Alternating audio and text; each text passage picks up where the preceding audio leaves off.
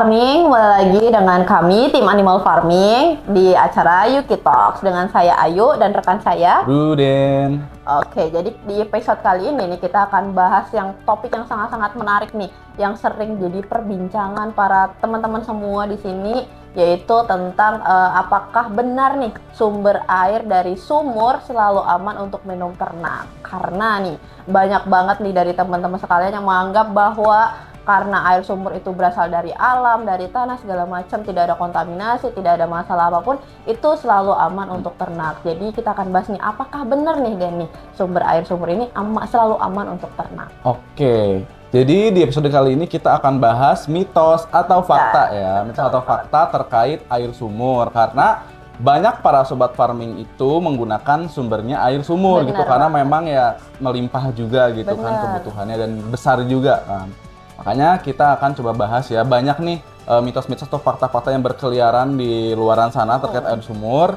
Dan yang pasti kita bisa tahu nih yang pertama itu ya, bahwa ada yang pernah bilang ke Ayu nih, air sumur itu sangat murni karena bersumber langsung dari tanah gitu. Apakah itu fakta atau mitos? Tentunya mitos. Karena air sumur itu walaupun dari tanah, tapi tetap ada kandungan-kandungan lainnya yang tercampur di sana, seperti kandungan-kandungan besinya, apalagi kalau sumurnya itu dangkal juga gitu. Kalau sumurnya itu dalam juga, itu kan kita pernah ya nemu customer di daerah Jasinga Bogor itu dia 100 meter lebih ya. Itu tuh ternyata airnya asin. Kenapa ya? Padahal dia tuh jauh kan dari laut, dari pantai gitu kan. Nah, makanya ini nih yang membuktikan bahwa air sumur yang dari tanah itu tuh belum tentu murni ya kan, karena masih ada kontaminan-kontaminannya gitu. Tadi kan ya besi, kemudian juga tadi asin, air asin juga nanti ada kandungan-kandungan seperti hardness-nya juga, itu kan pasti masih terkandung karena kan itu tergantung dari lapisan-lapisan tanah gitu kan, dan juga tergantung dari kedalaman sumurnya. Jadi mitos tentang air sumur jernih itu karena dari sumber tanah itu adalah mitos ya, beneran gitu, karena emang itu tergantung juga ya kondisinya gitu. Betul banget nih, jadi tadi kita udah tahu ya mitos yang pertama bahwa air sumur itu tidak selalu murni yang aman untuk ternak, karena yaitu tadi dari kedalaman sumur itu juga bisa mempengaruhi tingkat kualitas airnya. Karena nih kita juga punya beberapa cerita ya, kita juga punya peternakan yang banyak menggunakan sumber airnya itu dari sumur, baik sumur dangkal maupun sumur dalam. Karena di dua jenis sumur ini tentu kontaminasi ataupun masalah airnya itu akan berbeda. Contohnya nih, di yang pertama di sumur dangkal, yaitu sumur yang tidak terlalu dalam nih. Mungkin dari segi cemaran fisik, dari cemaran kimianya dia minim, karena kan struktur tanahnya dia ibaratnya masih di permukaan nih Den. Tapi cemaran mikrobiologinya dia akan lebih tinggi dibandingkan cemaran kimianya. Kenapa gitu? Karena kan seperti yang kita tahu ya, bahwasanya mikrobiologi yang berasal dari feses-feses ataupun limbah-limbah peternakan itu akan gampang nih masuk ke dalam tanah yang kemudian terserap dan akan mencemari sumber airnya itu, apalagi kalau sumurnya dangkal itu tadi. Nah, kalau semisal nih sumurnya dia dalam nih, dia mungkin akan terlindungi lebih baik gitu, terlindungi dari cemaran mikrobiologinya. Tapi kita tidak bisa menghindari cemaran-cemaran kimia, karena kan semakin dalam struktur tanah, otomatis struktur tanah ataupun bahan-bahan mineral yang ada dalam tanah itu akan lebih tinggi. Jadi masalah yang biasanya ditemui di sumur dalam itu adalah dia kandungan kimianya, yaitu seperti tadi besi, hardness, ataupun tadi yang di daerah Jasinga itu dia kedalaman sumur lebih dari 100 meter ternyata airnya asin, TDS-nya tinggi itu tadi. Jadi dari kedalaman sumur dan juga struktur tanah itu juga bisa mempengaruhi kualitas air itu sendiri. Betul. Oke, mungkin lanjut nih ke mitos atau fakta yang selanjutnya. Biasanya nih banyak yang mengatakan bahwasanya air sumur itu kan jernih nih, udah otomatis aman, udah otomatis bisa dikonsumsi ternak tanpa menimbulkan masalah-masalah nih. Apakah benar yang dikatakan seperti itu nih Denny?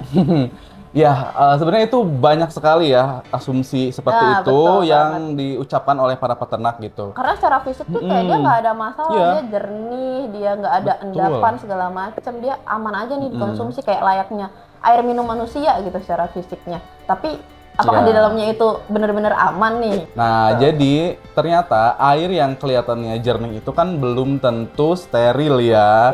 Bersih sih iya, karena kan nggak ada kotorannya, nggak kelihatan. Tapi kita lihat dulu dong, apakah kandungan bakteri virusnya ada atau enggak gitu kan. Karena memang itu tuh tidak bisa ditebak dan tidak bisa dilihat secara kasat mata. Perlu yang namanya uji laboratorium begitu. Nah, makanya ini adalah suatu pernyataan yang bisa dibilang mitos ya, karena kan air yang bersih, yang jernih itu kan tentu bersih tapi belum tentu steril gitu. Nah, makanya itu perlu treatment lebih lanjut lagi begitu kan.